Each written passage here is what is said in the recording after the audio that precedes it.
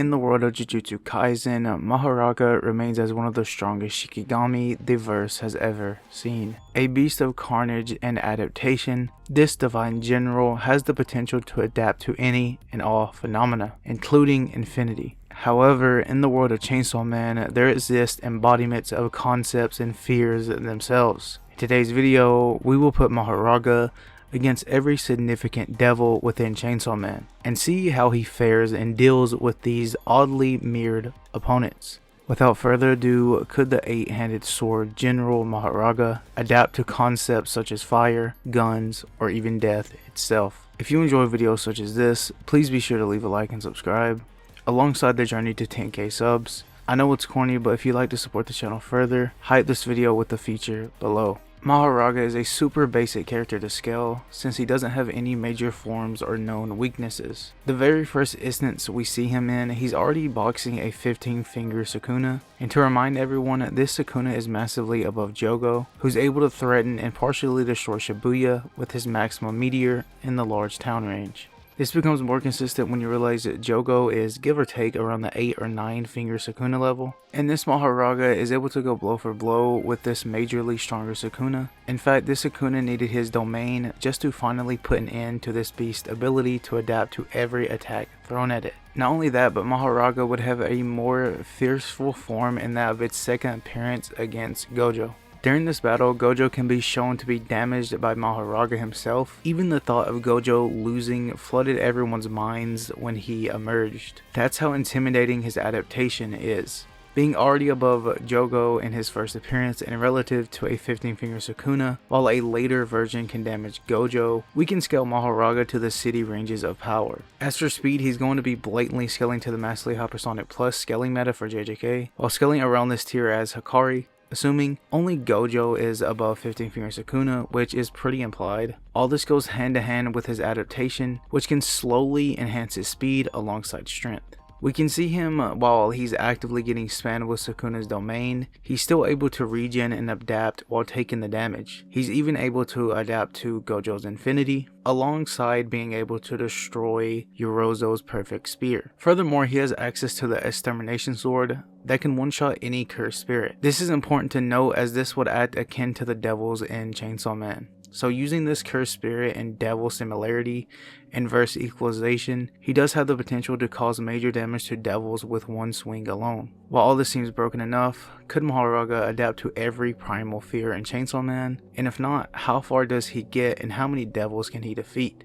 Let's begin. Alright, so now moving on to the Chainsaw Man of things. Firstly, I'm not going to talk about every single devil in the series, as obviously that'll make the video 10 hours long, and I'm sure you guys don't care how Maharaga fights against someone like the fucking STD devil. Anyway, starting off, we can talk about the Bat Devil. This one is pretty obvious. I'm sure you guys know how this goes. There's not really any significant win cons that the Bat Devil has to actually make a difference. He does have a decent feat with his Sonic Boom destroying a building, which is calculated to be around city block level, so it's not like he can't fight at all, but we know he's not winning in the long run. He will probably just get one-shotted by the Extermination Sword. Next up will be the Eternity Devil. This devil has made numerous appearances, usually controlling small structures like buildings or rooms, and making them basically never ending. And the Eternity Devil can't really die at this state, as you need to destroy his heart to kill it, and that's not really possible unless the Eternity Devil itself decides to appear, so it can't really die by any conventional means. But the thing is, the Eternity Devil has no way in killing Maharaga, as obviously it's not strong enough, and it can't just sit there and keep Maharaga trapped in a room for eternity, because Maharaga isn't going to die from starvation or something. So at some point the Eternity Devil is going to have to show itself, either by trying to escape or fight it head on, which obviously will end in Maharaga winning. We've seen the Eternity Devil voluntarily give his heart to Denji because in no way was capable of fighting and couldn't handle the constant pain, so Maharaga wins this pretty easily as well. Moving on to the Ghost Devil, which there isn't really much to say, as the only way the Ghost Devil can even perceive people is if someone is afraid of it. But Maharaga, I assume, probably doesn't even know what fear is, as it is a literal divine warlord Shikigami, so I'm gonna just say that this fight probably will not even happen. And even if it did, Maharaga is still blowing her back out. Next is Katana Man. So I'm sorry to say this, but brother's eating another L for breakfast. Combatively, he's on par, if not better than Denji, who throughout the series has grown massively and fought a lot of strong opponents like Reze and Makima, but this isn't really gonna matter, as Maharaga is just faster. And I know Maharaga does have other win cons to mention, but I'm not gonna waste your guys' time and talk about every ability Maharaga has. So moving on, we can talk about the Angel Devil, who is pretty confusing to scale, as there isn't a good gauge to scale him from, as he doesn't really fight anyone. His main gimmick is through his hacks, where he can summon different types of weapons based on how many years he puts into that particular weapon. For example, the spear he summoned to pin down Reze, and the sword Makima summoned that costed 100 years. And his strongest attack we know from him so far was this light beam that was summoned costing 1000 years of life. It will be faster than Maharaga's reaction speed, so it could damage him, but it most certainly won't kill him by any means. And I assume 1000 years would probably cost a lot of years, so using that would probably shorten the amount of weapons he can summon. So yeah, again, no major win cons for Angel's side, and Maharaga still one-shots. Next will be the Typhoon Devil, where he will most likely die the fastest, as he is a very massive target and is pretty much a walking tornado, so that will probably grab Maharaga and pull him towards the Typhoon Devil, which makes it easier for Maho to one-shot. Cosmos, I know most of you guys probably didn't expect me to mention, but I at least want to talk about her abilities, which could maybe be a win con. Her main ability is that she can bring people into her mindscape, which forces the trapped individual to retain all the knowledge there is in the universe, which I'm sure you guys recognize. This is basically Gojo's Infinite Void. So could this work on Maharaga? We have seen Maharaga in the manga be able to adapt to things like Infinite Void, although the main reason this happened was because Megami's soul was the one to bear the effects of Gojo's domain, which allowed Maharaga to adapt prior to being summoned. And in this fight between him and Cosmo, Megami won't be involved here, so Maharaga will most likely be affected by Cosmo's mind ability. But the problem is, she isn't strong enough to actually execute on beating Maharaga, which means this will allow Maharaga to simply adapt to the effects and just break out of it, which gives Cosmos no chance in winning anymore. Now we can move on to the Justice Devil, who is basically a better version of Katana Man. His abilities mimic Denji's, where he can contract chainsaws around his body and can even use people from his Chainsaw Man church to add on to his strength. Unfortunately, he lost pretty quickly against a base Chainsaw Man, even while amplified in strength, so him on his own without any worshippers on his side won't be good against Maharaga. Even if he somehow got all 350,000 Chainsaw Man worshippers on his side to amplify his strength, it still won't be enough against Maharaga. I'd assume Justice Devil could fight pretty evenly, but either way Maharaga will eventually adapt to his chainsaws, which are his main gimmick in fighting, and still one attack from the Extermination Sword is still enough to seal the deal. Reze being up next is our first character in this list that is actually relative to Maharaga when it comes to attack power, both being at city level, as the Typhoon Devil, who was able to erase an entire town, is shown to be terrified of Reze, implying that she is vastly above the Typhoon Devil in power, so it is possible she could do some serious damage. The main problem here is going to be speed. Maharaga is still a multitude of tiers higher than Reze when it comes to combat and reaction speed. And there's also the fact Reze's main fighting style is through explosions, which Maharaga could very easily adapt to. And not to mention that it's very common in Chainsaw Man that characters' durability do not scale to their AP, as even the strongest characters we've seen can still get torn up by normal bullets and weapons. So Maharaga is still going to hurt Reze a lot more than Reze is going to hurt Maharaga. And there will be no blood for Reze to regenerate from, as she isn't anywhere near fast enough to land a hit. So this is also another quick win for Maharaga. Power again is going to be the same way. She was able to put in a lot of pain against Makima, which can arguably put her in that city range as well if we're being generous, but still power has no way in fully killing him. The best she can really do is just stall for as long as she can by paralyzing Maharaga with his own blood. We've seen Maharaga drawn having blood, which power can obviously use to her advantage, although this isn't something Maharaga can adapt to. With that we can move on to Kwangxi, which combatively she is above every single person I mentioned so far, and maybe has a chance of fighting hand to hand evenly with Maharaga for a while. It's just she also has no win cons. Her main thing is through crossbows and arrows, but we all know damn well that's not doing shit. Nothing she has can one-shot Maharaga, so the best Kwangxi can really do is fight hand to hand for a brief moment and just die either way. The Santa Claus Devil is next, and this fight is actually a lot more complicated to decide a winner here. Of course, like the rest, she isn't strong enough to one-shot Maharaga, but what she does have is her contract with a doll devil, where she can just constantly respawn in another doll's body. And with her boost with the Darkness Devil's flesh, she is pretty much immune to any attack that isn't light based. With that said, I don't think it really matters, as I believe the Extermination Sword should be able to bypass something like this, as the sword kinda works similarly to Pochita's ability where it just basically erases you. So if you believe the Extermination Sword doesn't work and she can just constantly respawn, then this fight will be a lot more tricky to decipher who wins, as Maharaga has no light based attacks, and if he kills her with the blade, she'll just keep respawning. Although Maharaga could probably adapt to where he can make his attacks light based, or he could just fight long enough to where she has no dolls to recover from. Either way, the best case scenario for her is that this will just end up in a stalemate, or Maharaga finds a way to adapt and fully erase her. But then again, I think the Extermination Sword can still one-shot her regardless of her contract in my opinion. But you guys let me know in the comments and let me know if you think otherwise. Moving on to the Hell Devil. Now, as a fighter, he doesn't really have many feats. His only showcase was just getting obliterated by Pochita, but his main ability is through sending humans or devils into hell. So maybe in technicality the Hell Devil could win via BFR by sending Maharaga into hell, but realistically Maharaga is probably going to blitz the Hell Devil before he can even make a move. The Fire Devil will be up next. Since there's not a lot to go off, it's kinda hard to measure how strong it is. What we do know is he does have a contract with Barum, who is the flamethrower hybrid, and Barum for the most part is featless, but should be in the ballpark of other hybrids like Katana Man and Reze. And convincingly enough, Fire was able to kill Maharaga with Sukuna's flame arrow. Now I know these cannot be similar, but as a whole the Fire Devil should be above Reze, which could make it possible that he could damage him a lot more. It is possible for Maharaga to adapt to fire as a whole over time if it doesn't one-shot him at first, but this fight is going to be based off a lot of assumptions either way. But I at least want to mention him because fire was the leading cause in defeating Maharaga in the first place. Now finally getting to some interesting matchups, we can talk about Maharaga versus the Gun Devil. I'll mainly be talking about the 20% form and Aki's version of the Gun Devil. First off, the Gun Devil itself is a massive target for Maharaga, but it will be extremely difficult for him to get up close, as once the Gun Devil sets his target on Maharaga, it will spray thousands of bullets non-stop until he is dead. And as we see from the manga, these aren't just normal bullets, but massive attacks that can tear apart cities with ease. Would easily put the Gun Devil above city level, which is where Maharaga's attack power would be at. Thankfully, Maharaga doesn't have to worry about speed since the Gun Devil doesn't move, but if the Gun Devil does make his move first, Maharaga would definitely be torn to shreds. And maybe this could be a chance where the Gun Devil could win. But if these bullets do not completely eviscerate him, Maharaga will over time just adapt to the bullets and just walk through them, like how he did with Sukuna's slashes. If that's the case, then Maharaga will easily win, as the Gun Devil won't be able to move, and will just be an easy target for Maharaga to use the Extermination Sword, which could be the more likely option. I don't see these bullets completely one-shotting him, even though this surpasses durability. He'll most likely adapt after the first few barrage of bullets coming his way. But if this was a 100% full-powered Gun Devil, this will most certainly be a different story. But as of right now, we can't really know for sure. As for Aki, this is a little more obvious. Aki doesn't have the output of the actual Gun Devil to stall, and Aki doesn't have his best asset in fighting, which is his precog. Because Aki already died prior to being transformed into the Gun Fiend, he doesn't have access to his contract with the Future Devil, which allows him to see into the future. So because of that, he has no chance on his own, unfortunately. Moving on to one of the 4 horsemen, we have the Famine Devil. Now the actual Famine Devil that we've seen is basically featless and only fought against normal humans. It is implied that she's probably the weakest of the horsemen as of right now, but we know her abilities consist of draining a person's body once she makes contact with it. Basically how Crocodile grabs people and drains the liquid from their body. And that's all we can really make up for her kid. You could say if she had a chance to grab Maharaga, and maybe she could drain the energy out of Maharaga in some way, but we know he could easily adapt to something like this, because even if she managed to drain all of his energy, that still won't fully kill him. There's not really much to say about her, so we can move on to a much more interesting scenario, being Makima versus Maharaga. Now this particular matchup has been discussed and debated numerous times before on YouTube, and I know a lot of people will already come to the conclusion that Makima could just pop out a chain and attach it to Maharaga, and boom, it's over. And yes, there could be some leeway to that argument, considering in most cases Maharaga summoned under someone else and obeying other people's orders. But there is a counter argument to this. We have actually seen in the past that people can break out of Makima's control. For example, the Angel Devil was able to regain back his memories and managed to break out of her manipulation, as she even states herself that he broke out of her control. Same could be said with Denji when he was turned to Pochita. It seemingly was able to break Denji out of Makima's control, as she never bothered trying to give Denji orders after Pochita was summoned. So it is proven that there is a way you can break out. And if Maharaga's Dharma Wheel is able to act independently, then there's a pretty high chance that Maharaga could simply adapt and break out of Makima's control. But if you believe in the contrary, that Maharaga's wheel cannot act independently, then he is probably going to lose once Makima puts the chain on his head, as most people would come to conclude. However, the reason why I think it makes sense that Maharaga could simply break out is because there is simply only one true way to make Maharaga actually obey you, which is to beat him into submission. For example, with Megami, he immediately knocks him out right after he is summoned, showing he can act independently and fight without any orders. On the other hand, Sukuna was able to make Maharaga obey to his will since he previously defeated him in Shibuya, which implies Maharaga only takes orders from those who are stronger than him or defeated him previously, not just simple chants or commands like with Makima. So unless Makima defeats Maharaga, she doesn't have a way of controlling him permanently, but that does not mean she doesn't have any other win cons. Makima still has multiple ways to fight back besides using her control, such as her contract with the Future Devil, which grants her precognition, the Hell Devil, which like I said can be used as BFR, her Finger Bangs, which also can be used as BFR, the Angel Devil, who can drain the lifespan of anyone he touches, and as well her contract she made with the Prime Minister of Japan. This contract allows her to bear any attacks or deaths that she takes and transfer it to a random Japanese citizen. And as of right now in 2025, there is around 123 million Japanese citizens. And this is without mentioning her full roster of hybrids she has at her arsenal, like Aki, Reze, Guangxi, etc., which could actually be very useful for Makima, as Maharaga can only adapt to one attack at a time. So for instance, if Reze is spamming explosives and Angel is draining his lifespan, he can only adapt to one attack only, and has to endure the other attack. The only problem with this fight is that it's going to end almost exactly how it was when she fought Pochita, where Maharaga would just simply speed blitz and one-shot everyone. Makima realistically is the only character that has a chance of even reacting to Maharaga's attacks. She is shown in the manga that she can at least perceive attacks that massively hypersonic. For example, the Gun Devil is able to shoot from 500 kilometers away that reached her in 1 second. Calculations show that this feat is massively hypersonic, which is how fast Maharaga is. So even though she's not moving anywhere near that speed physically, she can at least be able to perceive his attacks and maybe react in some form. And once she realizes the Extermination Sword can one-shot any devil, then she's going to fight much more carefully as well. If you believe that the Extermination Sword can bypass through her contract and still erase her, then obviously like I've said with every fight, fight, he still one-shots. If you believe Makima can come back after being hit with the extermination sword, that means Maharaga is going to have to kill Makima 123 million times. Which I know sounds absurd, but this is definitely possible in Maharaga's case, as it will become easier over time by just constantly killing her and adapting to all of her win cons.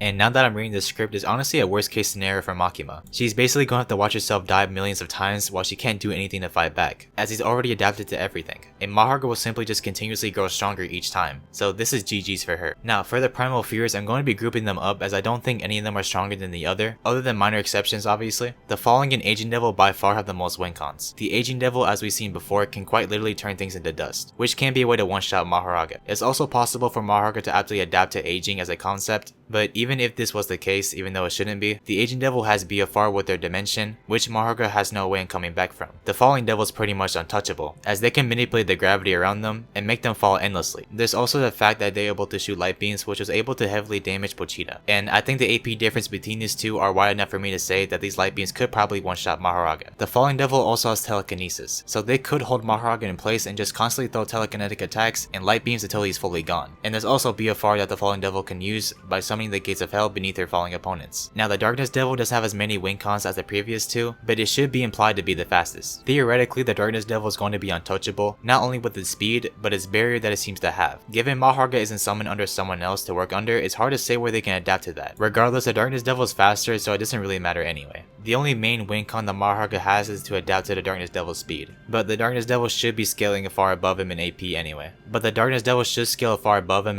Somewhere close to the Fallen Devil, who was able to affect the entire world just by existing. So realistically, the Darkness Devil could honestly just use a finger bang like Makima and just obliterate him instantly. And with that, we can talk about the final Primal Fear being the Death Devil. I know it sounds like headcanon, but this should be a one-shot as well, considering her ability is literally death itself, so I don't see how she can't just kill him instantly. And this goes without saying, but she should scale relative if not above everyone I've mentioned so far. And not to mention, she could also just teleport as well. And no, he cannot adapt to death, as he's literally died twice in the manga already. So moving on to the second to last opponent being the War Devil, Yoru. Yoru is a pretty interesting case, as I don't really need to explain why she also obliterates Maharaga in a single punch on some one frame shit. If you read the recent chapters, I think it's pretty obvious who the winner is. And with that, we can finally talk about the theoretical strongest devil being Pochita. Yes, Pochita is scaling higher in AP and speed, but Maharaga could honestly adapt to his minor chainsaw slashes. But with that said, Pochita will simply just eat up Maharaga and just erase the concept of adapting. And that sums up the entire gauntlet for this video. If you want another Chainsaw Man related video, please let me know by liking and subscribing. And if you somehow disagree, I'd just like you to know that your opinion is invalid and wrong. Until next time,